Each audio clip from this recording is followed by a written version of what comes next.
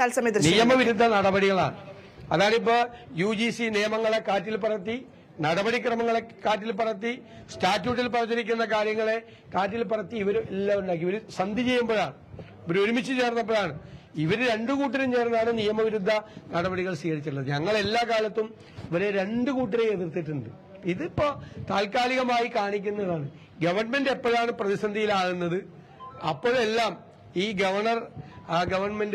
Governor versus government നാടകം നടന്നുകൊണ്ടിരിക്കുകയാണ്.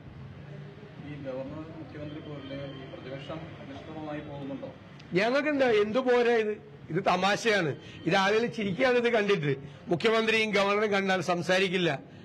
LP സ്കൂളിലെ കുട്ടികളല്ലേ, LP സ്കൂളിൽ പഠിക്കുന്ന കുട്ടികളല്ലേ രണ്ടുപേരും. കണ്ടാൽ മിണ്ടൂല്ല, ഒരാൾ തിരിഞ്ഞു നിൽക്കും, ബൊക്കെ കൊടുക്കുമ്പോ ഇങ്ങനെ കൊടുക്കും. ഇതൊക്കെ ആരെ കാണിക്കാൻ വേണ്ടിയിട്ടാണ്? ഇതാണ് രാഷ്ട്രീയം. രാഷ്ട്രീയം തുറന്നു പറയണം. കേന്ദ്ര ഗവൺമെന്റിനെതിരായി പറയാൻ ചങ്കൂറ്റമുണ്ടെങ്കിൽ അവിടെ സമരം ചെയ്യുന്ന പറഞ്ഞ് സമരം ചെയ്യണം. സമരം മാറ്റി പൊതുസമ്മേളനം നടത്തുകയല്ല ചെയ്യേണ്ടത്.